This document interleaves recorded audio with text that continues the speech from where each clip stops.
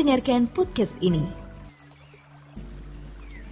Ada satu hal yang bisa merusak kehidupan Kristen kita dan bisa menghentikan pertumbuhan rohani kita.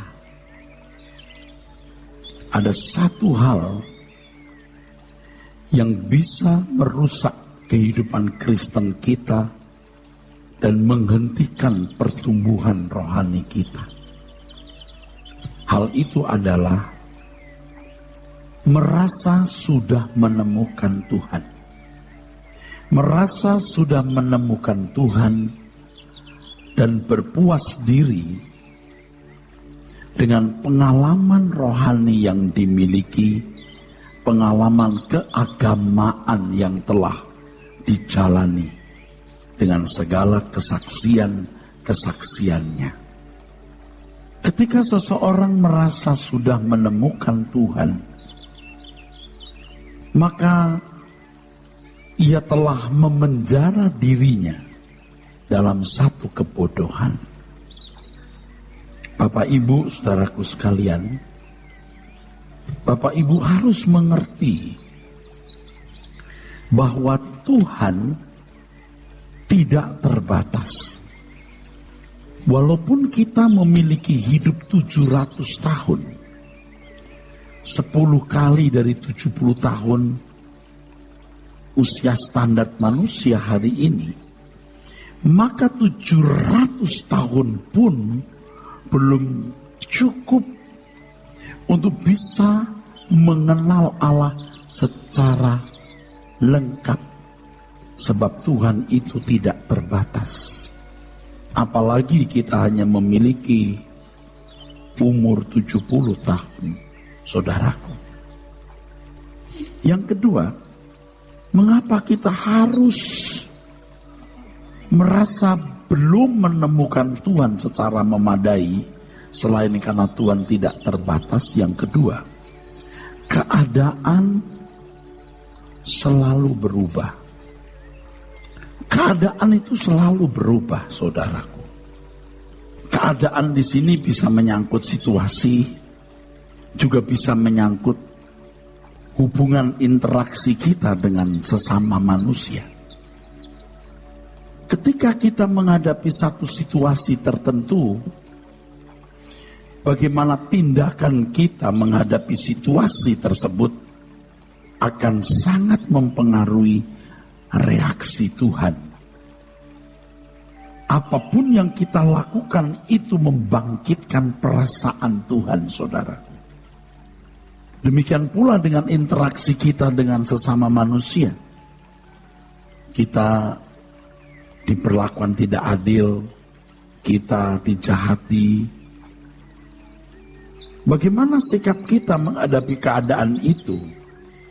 Nah, akan menimbulkan reaksi Tuhan karena kita anak-anaknya. Dan ternyata melalui peristiwa-peristiwa tersebut, sesungguhnya Tuhan Yesus hendak mengajarkan bagaimana mengenakan pribadi seperti pribadinya. Tuhan Yesus berkata, jadikan semua bangsa muridku. Tuhan Yesus juga berkata, belajarlah padaku. Melalui situasi-situasi itu, Tuhan mengajar kita bagaimana kita bersikap menghadapi satu situasi, bagaimana kita bersikap terhadap orang-orang tertentu, saudara. Oleh sebab itu kita harus memiliki kehausan dan kelaparan akan kebenaran. Matius pasal 5, kita baca ayat yang ke-6. Matius 5 ayatnya yang ke-6. Berbahagialah orang yang lapar dan haus akan kebenaran, karena mereka akan dipuaskan. Lapar dan haus ini maksudnya dorongan kebutuhan yang harus dipenuhi. Harus dipenuhi. Orang tidak bisa hidup tanpa air, orang tidak bisa hidup tanpa makanan. dorongan kebutuhan yang harus dipenuhi. Kebenaran itu, saudaraku, kebutuhan yang harus dipenuhi. Tuhan berkata, akulah kebenaran. Jadi kebenaran ini bisa menunjuk pengenalan akan Tuhan. Pengenalan Tuhan secara nalar atau secara pikiran, yang dalam bahasa populernya secara kognitif. Ini satu dulu. Kalau mau ditulis dulu boleh di sini. Yang kedua, kebenaran di sini pengalaman konkret dengan Tuhan. Disinilah orang bisa menemukan Tuhan. Kalau kita tidak memiliki desakan, kebutuhan sebagai sesuatu yang mutlak yang harus dipenuhi, kita tidak akan dipuaskan. Pengenalan Tuhan secara pikiran, nalar, atau kognitif. Kalau saudara sakit atau orang yang saudara kasihi sakit, demi kesembuhannya saudara akan cari pengobatan. Tanya sana, tanya sini, tanya dokter, sana dokter sini, sinse, dari obat herbal sampai obat kimia, medical umum, ya, farmasi. Kalau punya uang bisa keluar negeri, Singapura, Penang, Kuala Lumpur, Jepang, Jerman. Tahukah saudara bahwa kita telah menyerap begitu banyak filosofi dunia yang membuat kita sakit? Cara berpikir yang tidak sesuai dengan cara berpikir Tuhan itu sakit. Jadi ketika Alkitab mengatakan manusia kehilangan kemuliaan Allah, artinya manusia tidak mampu mencapai standar kesucian Tuhan. Manusia tidak mampu mencapai standar kesucian Allah. Dan kalau orang mau mencapai standar kesucian Allah, mindsetnya harus dirubah. Kalau mindsetnya belum dirubah, berarti masih rendah atau sakit. Tidak akan bisa mencapai kesucian Tuhan. Atau standar kesucian atau kesalehan Tuhan. Kalau kita menyadari hal ini, kita akan memburu kebenaran, saudaraku. Apakah melalui buku, CD khotbah, seminar-seminar, suara kebenaran. Saudara harus mengatur waktu, menyusun waktu. Karena waktu itu harta yang tidak ternilai juga. Detak-detak waktu itu sangat-sangat menggetarkan jiwa mestinya. Sebab tidak bisa balik kembali. Harus kita mengatur waktu. Bagaimana kita mengisi hari hidup kita dengan benar. Selain harus memenuhi tanggung jawab sebagai pelajar, ya, studi, berkarir, bapak ibu yang bisnis berkeluarga, saudara juga harus menyediakan waktu untuk mengisi pikiran dengan kebenaran. Jadi jangan ada yang berkata, saya tidak bisa membaca, saya tidak suka membaca. Tidak bisa, tidak boleh. Lihat buku tebal sudah mabok. Belum membaca udah mabok. Ya saudara tidak harus membaca dalam satu hari satu buku selesai. Satu hari satu lembar, satu hari satu bab. Cukup diberi tanda. Mau tidak mau. Saudara harus menghadiri pendalaman Alkitab. Belum tentu terulang berkat-berkat yang diberikan Tuhan pada pertemuan itu. Saudara harus menganggap itu merupakan terapi dari pikiran kita yang telah dicemari oleh pikiran dunia. Tidak bisa tidak. Harus mengisi pikiran kita dengan kebenaran. Kalau saudara yakin di sini ada kebenaran, saudara belajar kebenaran. Kalau tidak, carilah pendeta di mana saudara bisa belajar kebenaran. Dan kita bersyukur di sini saudara bisa belajar kebenaran. Harus dialokasi waktu yang cukup untuk itu. Di jam istirahat kantor atau waktu kita bekerja baca buku. Sambil menunggu pelanggan Anda bisa baca buku. 1-2 halaman, 1 bab. Dan itu harus dipandang sebagai kebutuhan mutlak. Saya kira saudara mengerti bahwa di gereja ini ada pengajaran. Supaya saudara menjadi cerdas memahami kebenaran, saudaraku sekalian, secara nalar ini, saudara. Lalu yang kedua, pengalaman konkret dengan Tuhan. Kita ada jam doa, ya di situ kita belajar untuk bertemu dengan Tuhan. Tetapi mestinya setiap hari seperti yang selalu saya katakan, 30 menit, 1 jam. Itu juga mutlak, saudaraku sekalian. Kalau demi bertemu dengan seorang pejabat tinggi, apalagi kalau beliau seorang menteri, gubernur, wah terlebih lagi seorang presiden. Saudara bisa menyingkirkan semua kesibukan. Menganggap yang lain tidak perlu, tidak penting. Bisa membatalkan acara-acara apapun demi seorang pejabat yang kita hormati. Sekarang Tuhan menyediakan diri untuk ditemui pribadi yang lebih agung dari seorang presiden, pribadi yang lebih agung dari seorang menteri, pribadi yang lebih agung dari seorang gubernur atau wali kota. Coba, mestinya kita menyediakan waktu untuk itu. Jangan berkata, Pak, saya tidak bisa berdoa lebih 10 menit. Cobalah.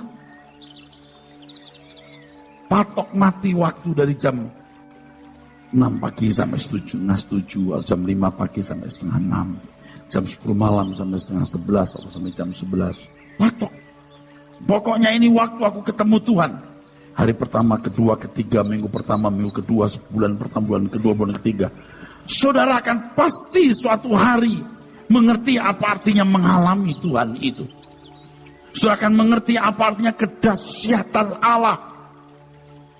Bahwa Allah itu mengerikan, mendahsyatkan. Allah yang maha tinggi itu mendahsyatkan. Saudara akan menghayati kesucian Tuhan yang akan membuka mata pikiran kita untuk melihat betapa sering kita kurang ajar dan bersikap tidak pantas terhadap Tuhan yang Maha Kudus itu.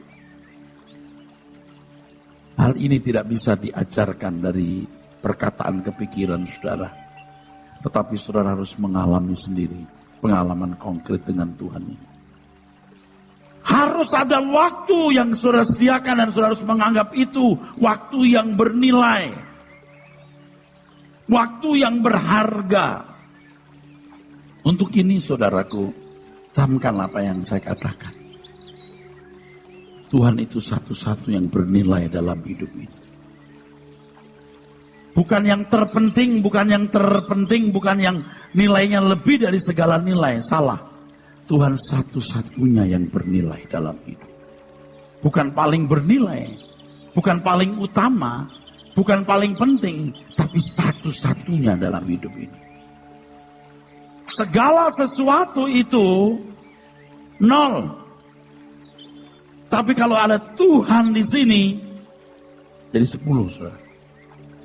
Berapapun ini, mau banyak, mau sedikit, nol. Mau merah, mau putih, nol. Tapi kalau ada Tuhan di sini jadi 10, saudara.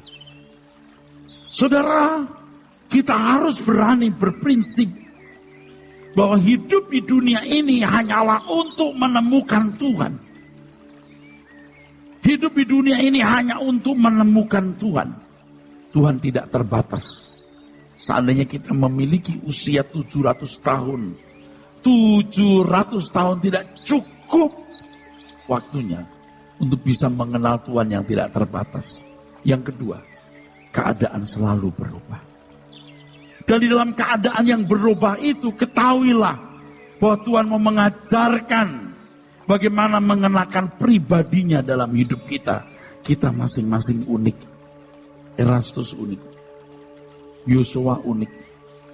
Bagaimana masing-masing kita menemukan Tuhan dalam hidup kita dan membentuk kita menjadi pribadi seperti yang Dia kehendaki. Oleh sebab itu, saudara, masing-masing orang harus memiliki pengalaman pribadi dengan Tuhan itu. Melalui sebuah pengalaman konkret setiap hari. Disitulah seseorang menemukan Tuhan. Seseorang tidak akan pernah menjadi serupa dengan Tuhan Yesus kalau dia tidak mengalami Tuhan secara konkret. Baru-baru ini ada satu hal yang Tuhan ajarkan, saudara. Kalau bicara soal sakit hati kan sudah biasa ya, saudara. Ya, kita punya sakit hati lah. Tetapi suatu hari Tuhan mengajarkan sesuatu. Sakit hati itu berarti eras. Satu, kamu berhak menerima hormat. Ketika engkau sakit hati, engkau merasa memiliki hak untuk dihormati. Dua, ketika engkau sakit hati, engkau merasa berhak memarahi orang. Dan yang ketiga, ketika engkau sakit hati, berarti kau tidak mengampuni orang itu. Oh, saya baru mengerti, saudara. Ya, kita dulu kan berkata, ya enggak apa-apa, oke, enggak apa-apa, ya udah. Sakit hati sih, tapi ya udah enggak apa-apa. Ada goresan. Tapi ternyata, saudaraku,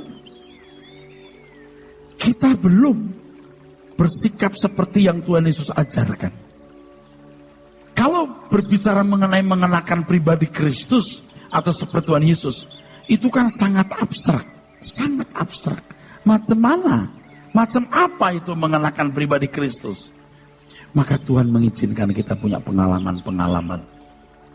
Dari pengalaman-pengalaman itulah Tuhan mau menunjukkan bagaimana mengenakan pribadi seperti pribadinya.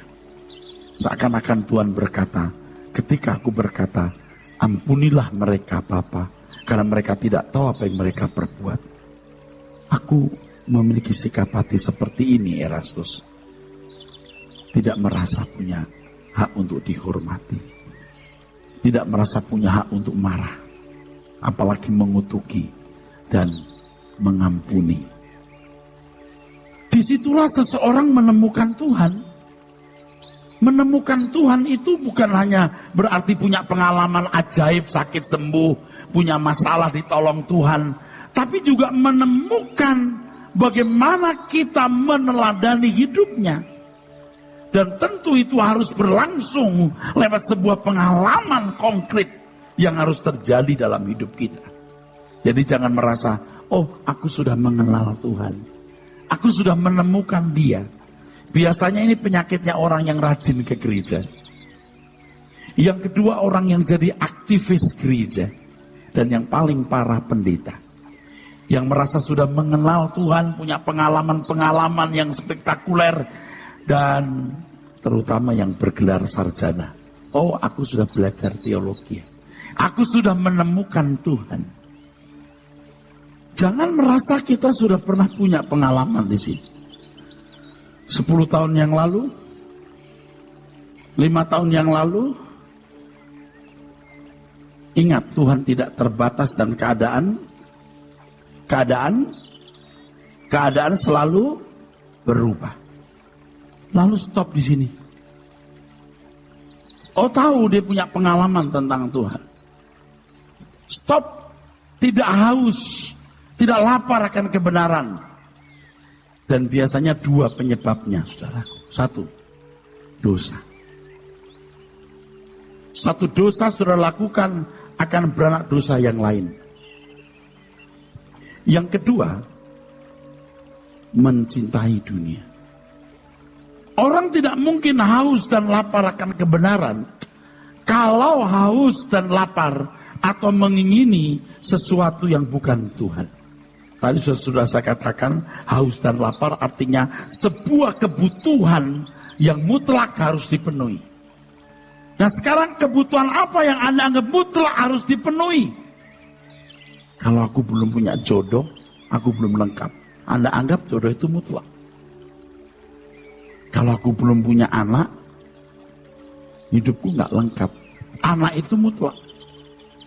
Kalau aku tidak hidup bersama dia, mampus saya, nggak lengkap hidupku. Mutlak itu. Tidak ada yang mutlak mestinya. Tidak ada yang boleh kita anggap mutlak kecuali satu, Tuhan. Jadi Bapak Ibu, jangan merasa sudah menemukan Tuhan. Apa yang kita miliki hari ini belum memadai. Karena Tuhan tidak terbatas dan keadaan selalu berubah. Tuhan itu segalanya. Bukan lebih indah. Bukan sekedar lebih mulia. Satu-satunya yang indah. Satu-satunya yang mulia. Satu-satunya yang bernilai. Yang lain nol. Tanpa dia nol. Tapi saya tidak tahu apakah Anda memahami ini dan berani sungguh-sungguh berprinsip ini bahwa Tuhan satu-satunya yang bernilai dalam hidup. Dosa akan membuat Anda tidak punya kehausan akan Tuhan. Sebab dosa satu yang Anda lakukan akan beranak dosa yang lain. Akan ada keinginan untuk melakukan pelanggaran untuk yang lain. Nanti sama. Ketika kita membuka hati kita untuk mengingini sesuatu di dunia ini, Anda akan terus mengingini yang lain seperti kecanduan. Terus. Sampai pada titik tertentu Anda tidak pernah mengingini Tuhan. Adalah tidak adil kalau orang sembarangan hidup. Sembarangan hidup lalu di ujung akhir hidupnya mengingini Tuhan. Tidak mungkin. Tidak mungkin. Tuhan tidak adil itu. Tapi orang yang berani investasi sejak muda untuk menemukan Tuhan. Investasi untuk berani tidak mencintai dunia. Dan memandang Tuhan sebagai satu-satu yang indah dalam hidup. Baru dia bisa mengerti apa artinya yang diingini Tuhan saja. Saya mengerti banyak orang yang hari ini tidak ngeh di sini. Atau nggak sanggup memahami. Karena pola pikirnya sudah terlanjur rusak. Pola pikirnya sudah terlanjur rusak. Nggak sanggup memahami. Saya beritahu, saya ingatkan saudara ketika sudah menutup mata. Saudara akan bisa melihat bahwa memang satu-satunya yang dibutuhkan mutlak harus dimiliki hanya Tuhan. Nah kalau saudara benar-benar mengerti dan menerima hal ini, Anda akan investasikan waktu saudara untuk itu. Investasikan untuk belajar, baca buku rohani. Tidak harus buku saya, buku siapa saja yang saudara anggap itu benar. Tapi kalau saudara datang kemari lalu percaya di sini ada kebenaran, bacalah buku-buku saya itu. Satu hari satu lembar, satu bab. Seperti orang sekolah. Karena itu yang merubah pemikiran saudara. Di mobil, setel CD khotbah. Terus tiap hari. Terus baru. Mindset Anda dirubah. Kalau mindset sudah dirubah, saudara bisa mengerti bahwa sungguh yang kita butuhkan itu Tuhan. Plus dengan pengalaman konkret dengan Tuhan. Tuhan itu pribadi yang hidup. Wah, saudara, luar biasa. Anda kan bisa mengerti dan merasakan Tuhan. Bapak, Ibu, saudaraku sekalian. Ini harus seimbang. Ini harus seimbang. Ada gereja-gereja yang mistis. Mistis. Karena yang penting pengalaman. Dan banyak pengalaman-pengalaman yang tidak objektif, tapi subjektif. Dan pendeta-pendeta yang berani bercerita tentang Tuhan dan pengalamannya yang spektakuler, yang sangat subjektif. Itu pendeta yang laku, ironis sekali, laku. Dan tidak sedikit gerejanya besar. Di Jakarta, di Semarang, di Surabaya. Saya tidak bermaksud untuk mencela. Tapi saya harus memberikan satu asumsi dari kebenaran yang saya pahami. Mistik. Tapi juga ada kelompok gereja-gereja yang hanya pakai nalar pikiran, merumuskan teologi secara sistematis, dan seakan-akan kalau orang sudah mengerti teologi itu dan menerima teologi itu, dia sudah mengalami apa yang dipercayai. Misalnya begini, orang dibenarkan karena iman, amin. Orang dibenarkan karena iman, amin. Setuju dong? Lalu merasa sudah dibenarkan dong, betul nggak? Dibenarkan karena iman. Amin. Anda mengerti? Anda setuju? Lalu Anda merasa sudah dibenarkan. Sekarang saya mau tanya, siapa yang berhak membenarkan saudara? Yang berhak membenarkan saudara siapa? Tuhan. Amin. Tuhan. Yang berhak membenarkan saudara siapa? Tuhan. Yang tahu iman saudara itu iman yang benar siapa? Jadi, kalau cuma punya rumusan dibenarkan karena iman, saya ngerti, saya setuju. Lalu saya sudah dibenarkan. Ngawur nggak? Ngawur. Yang saudara harus lakukan bukan hanya mengerti dan setuju statement itu, sistematika teologi atau doktrin itu. Saudara harus mengalami bagaimana hidup di dalam iman. Dan bagaimana merasakan bahwa Tuhan sudah membenarkan saudara. Ini bukan urusan dengan Erastus, urusan dengan Tuhan. Pernah saudara ketemu Tuhan, lalu Tuhan bilang, benar kamu kubenarkan. Tapi banyak orang cukup puas dengan pernyataan pendeta atau teolog, Anda sudah dibenarkan. You sudah menemukan Tuhan belum? Tahu saudaraku? Amin. Iman saya sudah benar belum? Bagaimana tahu benar tidak benar? Ya harus urusan dengan Tuhan. Seperti yang tadi saya katakan, aku sakit hati. Tapi aku tidak tahu sakit hati saya itu merusak saya. Ya saya merasa udah aku ampuni, aku maafkan. Sampai titik tertentu Tuhan mengajar, Eras, kamu masih sakit hati. Berarti kau masih berhak dihormati dia. Kau masih merasa bahwa kau berhak marah. 3, kau belum mengampuni dia. Wah, setelah tahu begitu, ya Tuhan. Belajar kan? Ya sudah, aku tidak berhak marah. Aku tidak berhak dihormati orang itu. Kalau dihina ya tidak apa-apa. Aku tidak terhormat di mata dia. Aku terhormat di matamu Tuhan. Tuhan, aku memaafkan dia. Bisa. Pengalaman konkret bukan? Ini contoh. Ada banyak kasus, banyak aspek. Alami Tuhan. Seperti misalnya saudara percaya Tuhan Maha Hadir, betul? Tuhan Maha Hadir, amin. Secara sistematik dogmatika, Anda tahu Allah Maha Hadir, omnipresent, betul?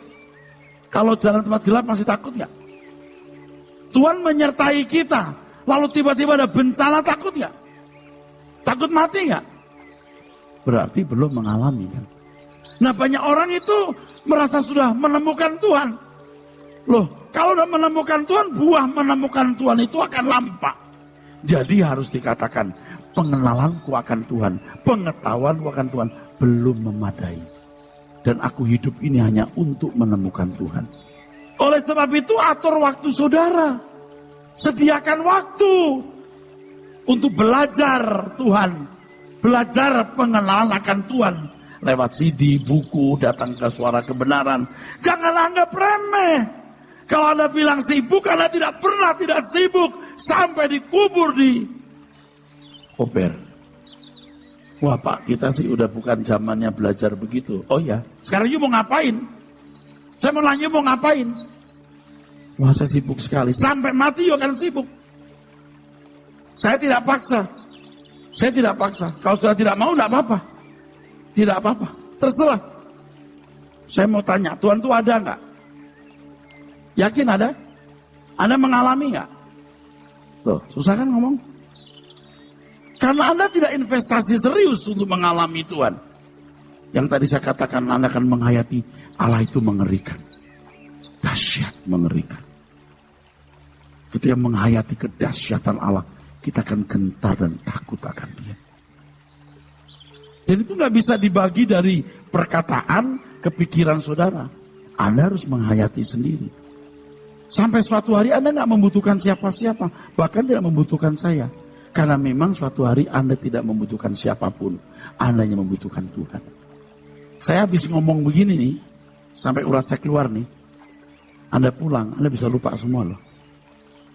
Balik lagi loh ke tekukan yang lama. Gila gak itu? Makanya saudara harus punya komitmen yang bulat. Sediakan waktu. Di tengah kesibukan saudara, sediakan waktu untuk bertemu dengan Tuhan. Kalau enggak, Anda tidak bisa ngikutin terus khotbah saya ini. Lama-lama gak nyambung, saudara. Ketika Tuhan memberikan mana atau roti kepada bangsa Israel, mereka harus mengambil roti dari keluar kemah mereka setiap hari. Tidak boleh aku simpen untuk 3 hari, tidak boleh. Dan Tuhan sediakan berkatnya selalu baru setiap hari. Jadi saudaraku sekalian, kalau Tuhan memberikan kita pengalaman tiap hari, tiap saat, ini momentum yang tidak terbayar pakai duit, saudara. Nah, kalau saudara tidak memiliki kecerdasan dari kebenaran Alkitab dan tidak memiliki pertemuan dengan Tuhan setiap hari, kejadian ini berlalu tanpa saudara menangkap pesan dan pelajaran yang Tuhan mau berikan kepada saudara. Anda tidak pernah menemukan. Tapi kalau saudara memiliki kecerdasan dari pengetahuan Alkitab yang saudara pelajari lewat buku, lewat PA, Anda punya kecerdasan di situ. Dan pertemuan dengan Tuhan secara pribadi, saudara akan memiliki kepekaan atau sensitivitas menangkap pesan-pesan Tuhan di setiap kejadian yang terjadi setiap hari. Seperti contoh yang tadi saya berkata, kamu masih sakit hati ya? Enggak, kamu sakit hati. Di situ Tuhan bicara, saudaraku. Dan kita bisa merasakan bagaimana Tuhan mendidik kita. Karena Tuhan berkata, jadikan semua bangsa muridku. Muridku, bukan muridnya Erastus. Tuhan berkata di Matius pasal 11, belajarlah padaku, bukan belajar pada Erastus. Saya hanya menjadi mentor yang perannya mungkin hanya 0,5% atau 1%. Tetapi saudaraku, saudara sendiri yang harus menemukan Tuhan. Harus bergaul dengan Tuhan, berjalan dengan Tuhan, sampai saudara bisa menemukan Tuhan itu. Menemukan Tuhan bukan hanya berarti menemukan berkat dan kuasanya. Menemukan Tuhan berarti ini, saudaraku. Menemukan apa ini? Hati Tuhan. Sebenarnya simple, tapi tidak mudah. Menemukan Tuhan berarti menemukan hatinya. Selain menemukan pribadinya untuk bisa kita kenakan, tapi juga menemukan hatinya. Apa yang dia kehendaki untuk kita lakukan dalam hidup ini. Di dalam kesempatan ini saya mengajak saudara kembali melihat Matius pasal 7. Suatu malam saudara, saya dibangunkan Tuhan sekitar jam 2:04, setengah 3. Lalu saudaraku, saya dibawa Tuhan kepada pengertian di Matius pasal 7 ayat 21 sampai 23.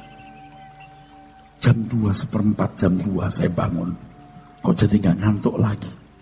Saya mulai berlutut, ke restroom dulu, ke toilet, lalu saya berlutut. Lalu Tuhan bawa saya ke Matius pasal 7. Seperti yang saya pernah kemukakan dan saya tadi kemukakan. Itu kalau tengah malam gitu kita angkat tangan. Kita gentar. Bapak itu dahsyat. Allah itu mengerikan, saudara. Kita bisa gemetar. Dahsyat. Tuhan, ampuni kurang ajarku Tuhan. Ampuni ketidakpantasan yang kulakukan. Lalu saudaraku, ada satu suara di hati saya. Nyanyikan lagu ini dulu. Saya nyanyikan lagu ini. Ku mau hidup seturut kehendak-Mu Tuhan. Ku mau memberi semua yang dapat ku berikan. Ku mengasihi-Mu lebih dari semua, melayani-Mu di bumi, di sorga. Kau ajarku hidup yang sungguh berarti, seperti hidup yang Engkau jalani. Anggur yang tercurah, roti yang terpecah, hidup bermakna bagi bersama. Semua perhatikan saya, saudara. Memang saya bulan-bulan belakangan ini terobsesi dengan Allah Tritunggal, saudara. Jadi sebenarnya, saudaraku sekalian, ini Allah Bapa, Allah Anak,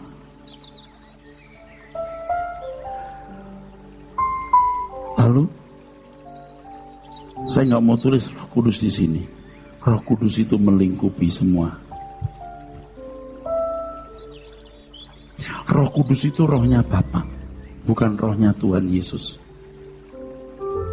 Di Alkitab kita menemukan Roh Kristus, bukan Roh Kudus. Bapa yang menjadi sumber segala berkat, kuasa dan kemuliaan. Yang kehadiran Bapa ini melalui rohnya melingkupi jagat raya, saudara. Dan Bapa memberikan kekuasaan kepada anak melalui rohnya. Jadi kalau Tuhan berkata, jadikan semua bangsa muridku, ku ajar dia. Itu Roh Kudus yang mengajar kita. Representasi daripada Bapa maupun anak itu adalah Roh Kudus. Aku menyertai kamu sampai kesudahan zaman. Sesungguhnya roh Bapa, Roh Kudus yang menyertai kita. Nah, di Matius 7 ayat 21-23 itu, Tuhan Yesus berkata, percuma kamu memanggil aku Tuhan. Perhatikan saya di sini. Percuma kamu memanggil aku Tuhan kalau kamu tidak melakukan kehendak Bapa. Seakan-akan Tuhan Yesus tidak punya kehendak, bukan? Kehendak Bapa yang kamu lakukan. Kenapa? Karena rohnya yang melingkupi jagat raya. Rohnya inilah juga yang ditaruh di dalam diri kita. Luar biasa, saudara. Hebat. Rohnya juga yang ditemeteraikan di dalam diri kita. Betapa dekatnya mestinya, saudara. Mestinya betapa dekatnya Allah dengan kita. Tetapi fakta yang kita jumpai hari ini, Allah seakan-akan tidak hidup. Kita yang membunuh Tuhan di dalam diri kita. Membunuh Tuhan bukan berarti kita bisa membuat Tuhan mati, karena Tuhan tidak bisa mati.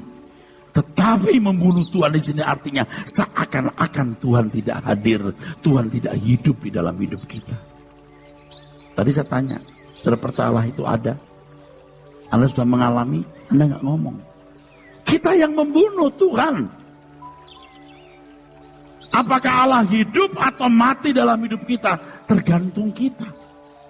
Roh Allah melingkupi jagat raya ini. Bahkan dikatakan Roh Kudus dimeteraikan di dalam diri kita. Tapi kita tidak meresponi dengan baik. Kita tidak memberikan ruangan. Tidak mengalokasi perhatian. Tidak memberikan waktu yang memadai. Yang cukup, yang pantas untuk Tuhan. Jadi seakan-akan Tuhan kita bunuh, kita matikan dalam diri kita. Kita tidak menghidupkan Tuhan di dalam hidup kita. Yang membuat Tuhan terbunuh dalam hidup kita. Dua tadi. Satu, dosa. Yang kedua, mencintai dunia. Kalau ini berlarut-larut terjadi, kita tidak pernah mengerti kehendak Bapa. Sebutan kita untuk Yesus Tuhan sia-sia. Kau panggil aku Tuhan, percuma. Sebab bukan orang yang berseru kepadaku Tuhan, Tuhan yang masuk kerajaan surga, tetapi orang yang melakukan kehendak Bapa. Jadi urusan kita dengan Allah Bapa, kita harus mengerti siapa Bapa. Apa yang dia kehendaki. Betapa jauhnya, saudaraku. Harus mengenal Bapa dengan baik. Mengerti kehendak Bapa dan melakukan kehendak Bapa. Kalau saya tanyakan kepada saudara, pertanyaan tidak mengenakkan, tapi fakta yang harus kita jalani. Anda mengerti kehendak Bapa dalam hidup saudara? Saya juga gentar, saudaraku. Apa sih yang Bapak kehendaki dalam hidupku? Kalau ada suara dalam hati saya, kenali Rohku. Dia akan memimpin jalanmu dan mengajarkan apa yang harus kamu lakukan dalam hidup ini. Itu kehendak Bapak. Kita sebut Yesus Tuhan, Tuhan. Merasa sudah percaya kepada Tuhan. Sudah dibenarkan. Belum. Kamu belum punya iman. Tapi secara sistematis, teologis, kita setuju doktrin itu, lalu kita merasa sudah mengalami doktrin itu. Luar biasa, kacau. Saudara sudah mengerti kehendak Bapak? Ada yang salah dari yang saya khotbahkan? Saudara bisa ikuti apa yang saya sampaikan hari ini? Anda masih bersama saya? Anda mengerti kehendak Bapak? Jawab, belum. Anda sudah mengerti kehendak Bapak? Belum. Anda sudah menemukan Tuhan? Belum. Bukan belum sama sekali, belum memadai. Karena Allah tidak terbatas dan keadaan berubah, kita harus berkata belum. Belum memadai. Kalau ditanya udah makan? 10 tahun dulu udah makan? Sudah. 5 tahun yang lalu? Bulan lalu? Minggu lalu? Sudah. Sekarang? Belum. Ngerti maksudnya? Sudah makan? Ya sudah, 10 tahun yang lalu, 15 tahun yang lalu, 5 tahun yang lalu, 2 tahun yang lalu, bulan lalu, minggu lalu, hari ini, belum.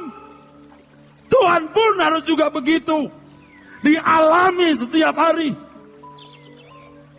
Karena Tuhan tidak terbatas dan keadaan akan terus berubah.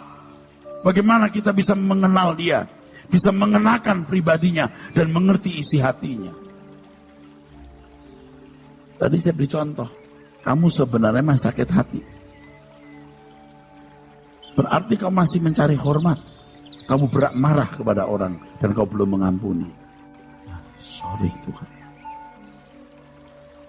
Ya, kalau kita rendah hati, kita berkata aku salah, sorry Tuhan. Aku mau berubah. Coba ditanya, apakah Anda sudah mengerti kehendak Bapa? Belum. Sudah mengenal Tuhan? Menemukan Tuhan? Belum. Bukan tidak sama sekali. Ke depan harus terus dijalani. Makanya kalau orang sudah merasa, oh saya sudah menemukan Tuhan. Oh aku sudah puas. Itu loh orang rajin ke gereja, jadi aktivis, jadi pendeta, teolog, nah itu penyakitnya begitu. Anda ngerti saya ngomong apa? Apalagi pendeta-pendeta yang rasional, tahu rasional tuh. Yang bisa punya rumusan-rumusan teologi itu. Wah, diajarkan teologi kepada jemaat, jemaat ngerti. Kalau sudah mengerti berarti kamu sudah mengalami. Loh, kalau di sini saya kasih tahu, jangan meyakini, jangan sekedar saudara merasa yang kau yakini, tapi rasakan apa yang kamu alami. Anda ngerti maksud saya? Belajar teologi, oh udah rasa memiliki ilmu itu, berarti sudah mengalami, belum. Jangan merasa apa yang kamu yakini. Rasa apa yang kamu alami. Yakin kamu udah selamat. Kenapa? Karena kamu ditentukan selamat. Yakin ya? Yakin, udah. Cukup. Dan kalau kamu ditentukan selamat, kamu punya ketekunan dengan sendirinya. Yakin aja. Berarti udah selamat dan punya ketekunan. Semua serba sistematis teologis dan imajinasi, saudara. Makanya teologi itu mesti benar. Mengerikan. Oleh sebab itu kalau kita sudah mengerti kebenaran ini dan dengan rendah hati kita menerima kebenaran ini, maka kita bisa haus dan lapar akan kebenaran. Tuhan, Engkau kebutuhanku mutlak. Sekalipun dagingku dan hatiku habis lenyap, gunung batuku dan bagianku tetaplah Allah selamanya. Tujuan hidup kita satu-satunya, saudaraku, hanya menemukan Tuhan. Tidak ada yang penting, tidak ada yang bernilai. Hanya satu yang penting, hanya satu yang utama, hanya satu yang bernilai, Tuhan. Amin.